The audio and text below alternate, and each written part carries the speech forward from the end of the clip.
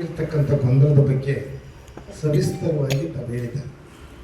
ನಾನು ಸ್ವಲ್ಪ ಹಿಂದಕ್ಕೆ ಹೋಗ್ತಾ ಇದ್ದೇನೆ. ನಮ್ಮ ಕರ್ನಾಟಕದಲ್ಲಿ ಮೊದಲು ವೀರಪ್ಪ ಮೊಯ್ಲಿ ಮುಖ್ಯಮಂತ್ರಿ ಆಗಿದ್ದಾಗ CET ಅಂತ ಎಕ್ಸಾಮಿನೇಷನ್ ಮಾಡ್ತಾರೆ. ಇದೇ ವೈದ್ಯಕೀಯ ಇಂಜಿನಿಯರ್ಗೆ ಅಂದರೆ ದೇಶಾದ್ಯಂತ ರಾಜ್ಯದಲ್ಲಿ ವೈದ್ಯರಾಗಬೇಕು, ಇಂಜಿನಿಯರ್ ಆಗಬೇಕು ಅಂತ ಮಹತ್ವಾಕಾಂಕ್ಷೆಯನ್ನು ಬಹಳಷ್ಟು ವಿದ್ಯಾರ್ಥಿಗಳು ಕನಸನ್ನು ಕಂಡಿರ್ತಾರೆ. ಅದ್ರ ಬಗ್ಗೆ ವೀರಪ್ಪ ಮೊಯ್ಲಿ ಅವರಿದ್ದಾಗ PUCನಲ್ಲಿ ಬಂದಂಥ ಮಾರ್ಕ್ಸ್ 50%, CETನಲ್ಲಿ ಬಂದ ಮಾರ್ಕ್ಸ್ 50% ಇಟ್ಕೊಂಡು 75% ಸೀಟ್ಗಳನ್ನು ಕೊಡ್ತಕ್ಕಂಥ ವ್ಯವಸ್ಥೆ ಇತ್ತು.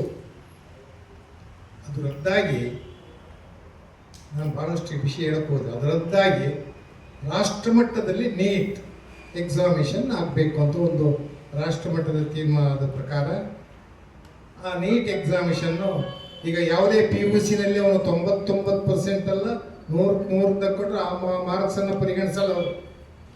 ನೀಟ್ನಲ್ಲಿ ಏನು ಮಾರ್ಕ್ಸ್ ತೆಗಿತಾನೆ 700 ಮಾರ್ಕ್ಸ್ಗೆ, ಅದರ ಆಧಾರದ ಮೇಲೆ ವೈದ್ಯಕೀಯ ಮತ್ತು ಇಂಜಿನಿಯರಿಂಗ್ ಇತರೆ ಇಲಾಖೆ ಬಗ್ಗೆ ಆಯ್ಕೆ ಮಾಡ್ತಾರೆ. ಅದಕ್ಕೋಸ್ಕರ ವಿದ್ಯಾರ್ಥಿಗಳು 10 ತಿಂಗಳು ಈ ಕಡೆ PUCಯ ಪಠ್ಯ ವಸ್ತು ಮತ್ತು ನೀಟಿನ ವ್ಯವಸ್ಥೆಯನ್ನು ಕಣ್ಣಿಗೆ ಎಣ್ಣೆ ಒಯ್ಕೊಂಡು 10 ತಿಂಗಳು ಬಹಳ ಕಷ್ಟಪಟ್ಟು ಓದ್ತಾರೆ.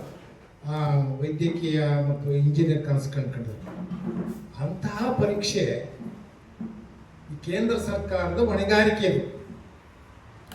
ಕೇಂದ್ರ ಸರ್ಕಾರ BJP ಸರ್ಕಾರ ಬಂದಾದ ಮೇಲೆ, ಮಾನ್ಯ ನರೇಂದ್ರ ಮೋದಿ ಅವರ ನಾಯಕತ್ವದಲ್ಲಿ ಬಂದಾದ ಮೇಲೆ 7 ಬಾರಿ ಪ್ರಶ್ನೆ ಪತ್ರಿಕೆಗಳು ಲೀಕ್ ಆಗಿದೆ. 7 ಬಾರಿ. ಈ ವೈಫಲ್ಯ ಕೇಂದ್ರ ಸರ್ಕಾರವೇ ಹೊರಬೇಕು. ಮಾನ್ಯ ಪ್ರಧಾನಮಂತ್ರಿಗಳಾಗಲಿ, ಎಜುಕೇಶನ್ ಮಿನಿಸ್ಟರ್ ರಾಜೀನಾಮೆ ತಗೋಬೇಕಾಯ್ತು. ಅವರು ಮಾತೆತ್ತಿರೆ ಯಾವ್ದಾನ ಅವರು ಎಲ್ಲೇ ಭಾಷಣ ಮಾಡ್ಬೇಕಾದ್ರೂ ಇಂಥದ್ದು ಯಾವ ದೇಶದ ಹಗರಣ ಮಾಡಲ್ಲ, ನಾವು ದೇಶಭಕ್ತರು ಅಂತ ಹೇಳ್ಕೊಂಡು ಕಾಂಗ್ರೆಸ್ ಅನ್ನ ಟೀಕೆ ಮಾಡೋದು, ನೆಹರು ಫ್ಯಾಮಿಲಿ ಟೀಕೆ ಮಾಡೋದು ಬಿಟ್ಟರೆ ಇನ್ಯಾವುದೇ ವಿಧವಾದ ಅವರ ಕಾಳಜಿ ಇಲ್ಲ ಅಂತಕ್ಕಂಥದ್ರ ಬಗ್ಗೆ ನಾನು ಅಭಿಪ್ರಾಯ ವ್ಯಕ್ತ.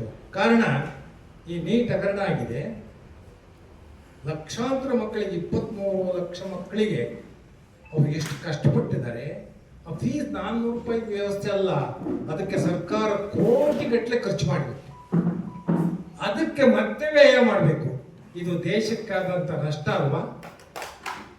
ಅವರ ಅಭಿಪ್ರಾಯದಲ್ಲಿ ಅದು ದೇಶಕ್ಕೆ ತ್ಯಾಗ ಮಾಡಿದ್ವಿ. ನಾವು ತ್ಯಾಗ ಮಾಡಿದ್ದೀವಿ. ಏನು ತ್ಯಾಗ ಮಾಡಿದ್ದೀರಿ? ಆದರೆ ಇನ್ನೊಂದು ತಮ್ಮ ಗಮನಕ್ಕೆ ತರ್ತೇನೆ, ಇಷ್ಟೆಲ್ಲ ಆಗಿದ್ರು ಸಹ